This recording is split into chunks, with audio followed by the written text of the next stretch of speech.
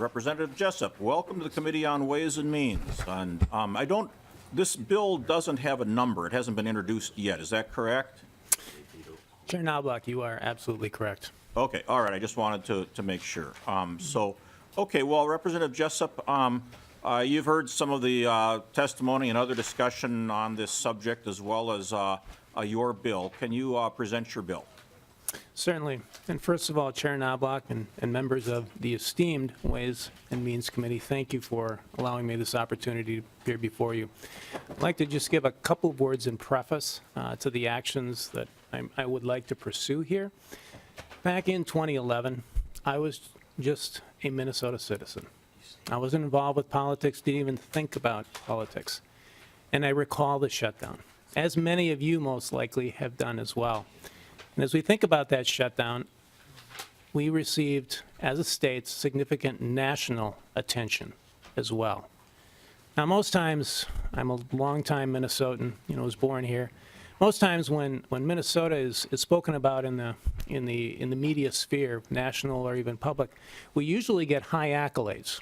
We're tops here, or we're second there, we're third there, and all of a sudden we were being cast in a very, very dark light. And it was I would say, a dark moment overall for our state. It was a bad situation, and I think we can all agree to that. It was 20 days worth of our state being shut down.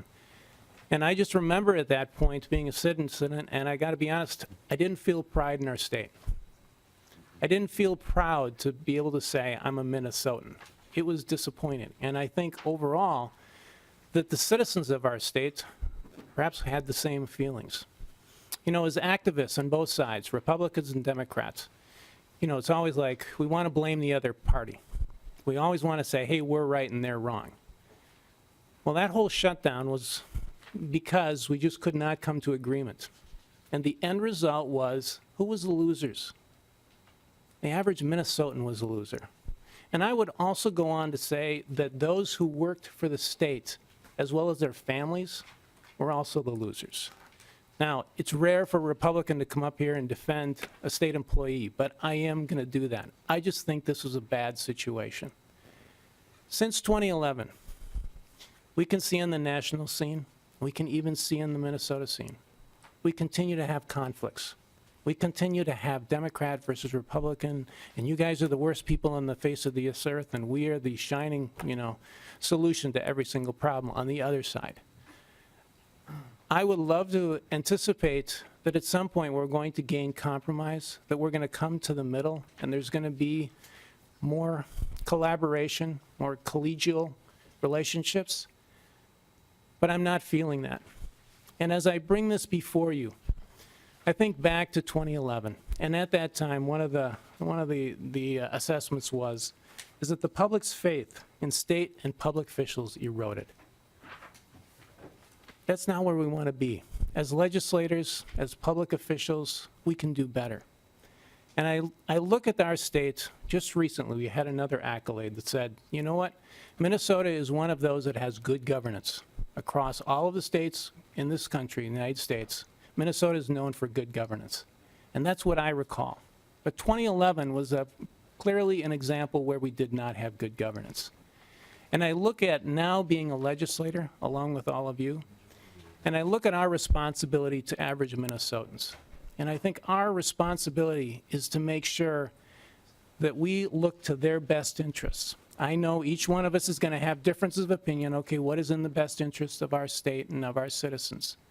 But I would contend to you that we need to do something now that the Supreme Court has acted to have a contingency so that when there is an additional conflict that occurs sometime in the future, doesn't matter if it's a Democrat governor and a Republican legislature or vice versa, or we've got a Senate and a House that are opposite parties, we most likely are going to have conflicts again in the future.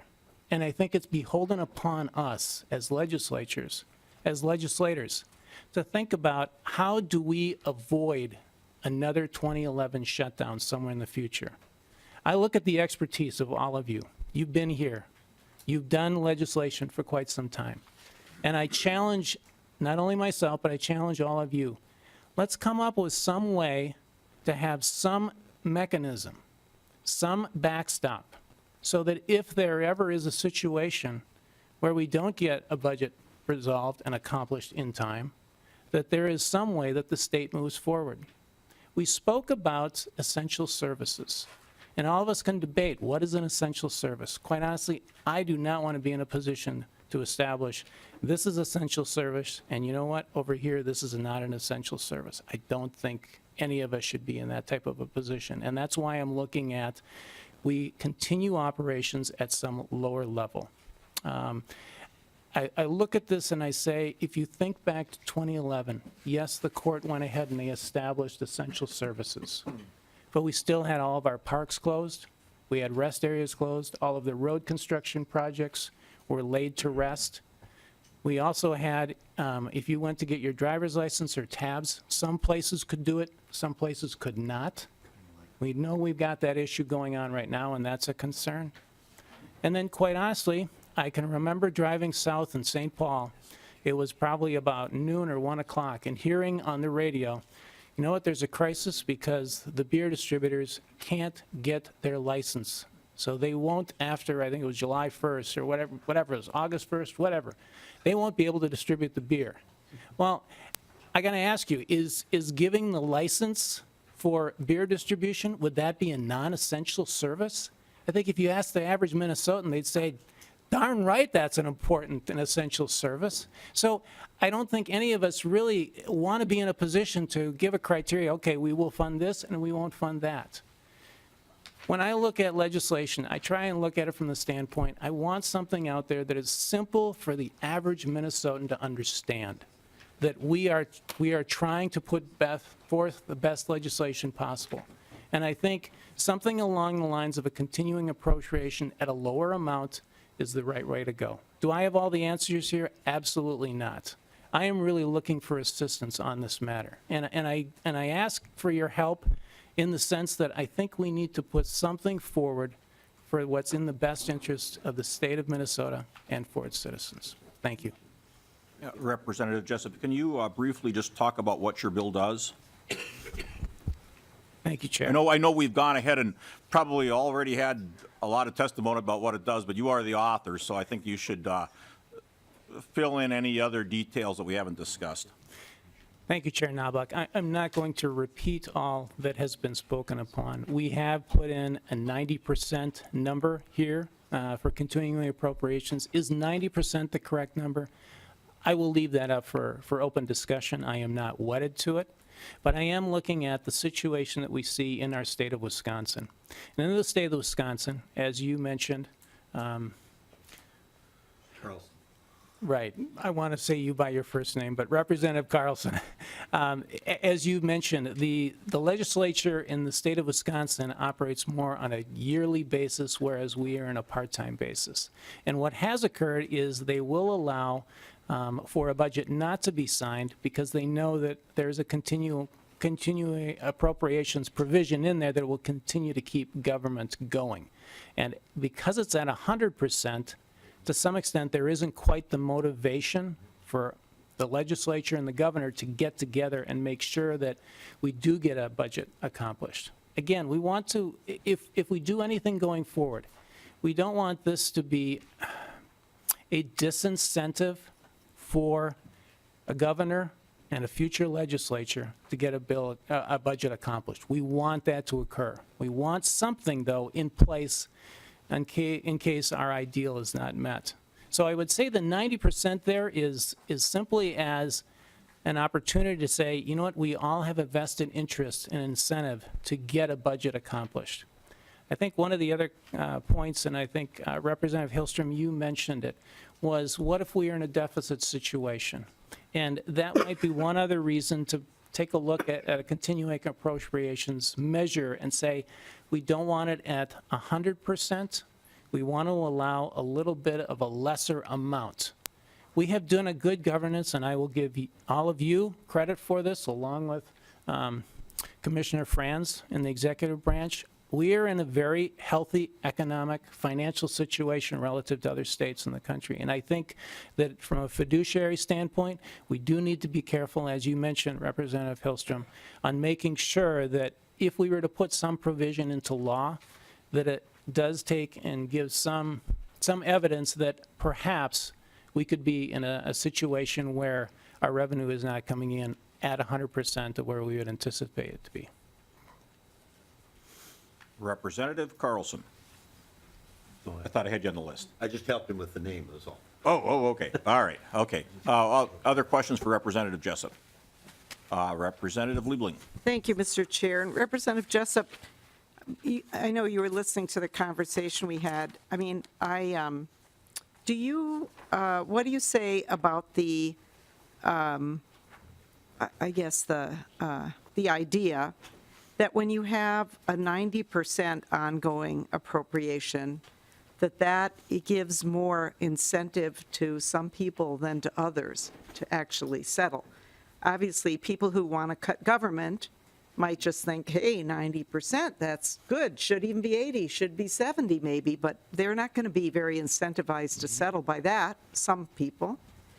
And others might find that to be very unsettling, especially for certain programs. If we just went over and cut 10% off our prison budget, I think that the Department of Corrections would find that very, very difficult to manage. So, what about that angle of this thing? Representative Jessup. Thank you, Chair Knobloch. Representative Liebling. I don't know if I have got the full answer on that, Representative Liebling, and quite honestly, if you've got an idea on that, I would be welcome to it. I looked at the 90%, and for preface, my background is I'm a small business owner. And I know that in any small business or any operation, and I would say public as well, and we can even look at ourselves as a legislature. Typically, you can look at your operations, and there may be some decisions where you may put off purchases for operating type expenses, not capital, but toward operating expenses. 10% is an ask of any commissioner or any superintendent that has a budget to try and establish, okay, where could I cut 10%?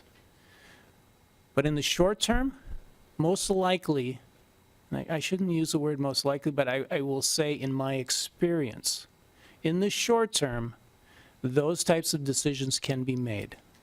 You are correct. If there was a continuing appropriation at a 90% level for an extended period of time, and let's say a year, then it would be a significant issue.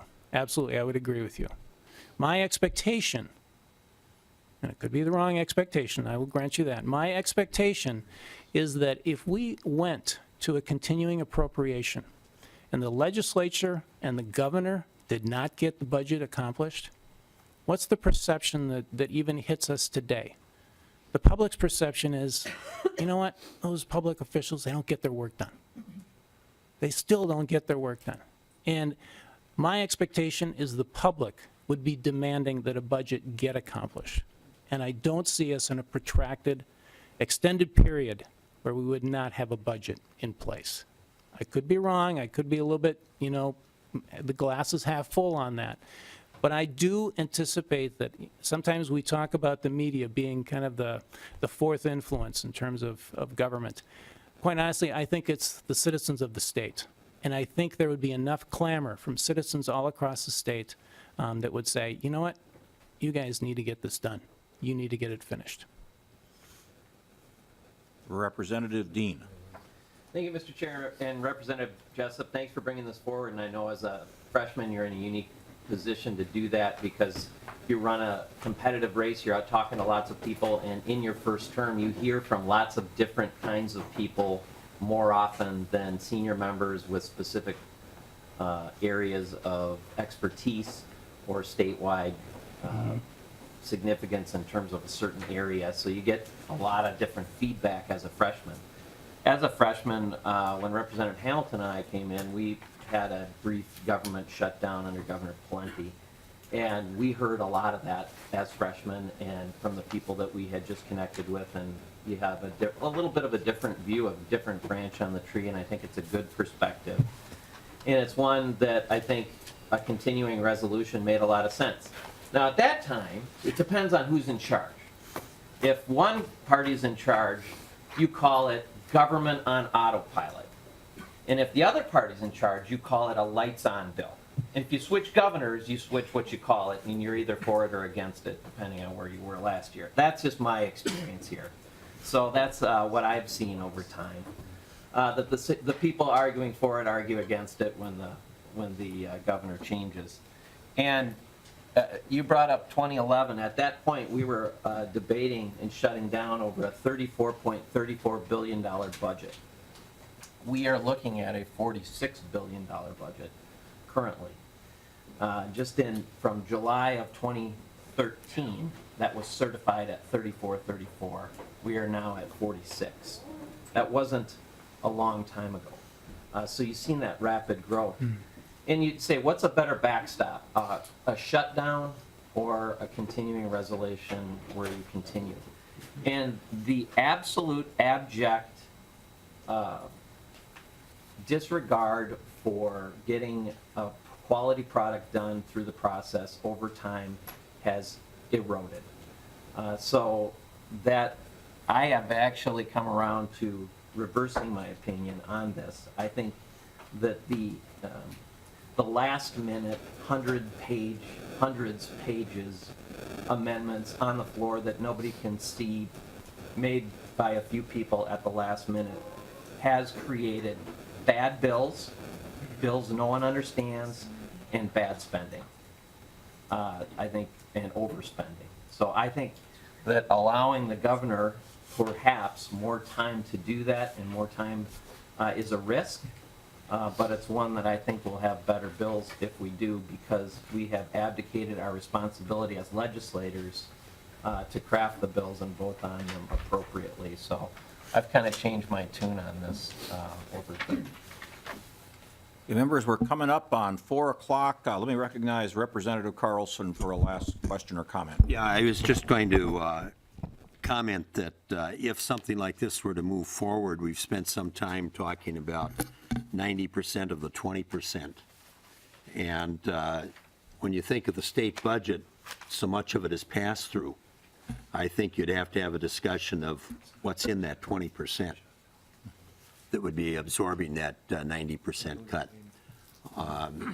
The vast majority of our dollars goes to aid to cities, counties, school districts, and I could go on and on and on with our role as a pass-through. You know, we collect the taxes and we pass it through to basically local units of government and a few other entities. And so that might be a harder hit than what it appears on the surface for certain services.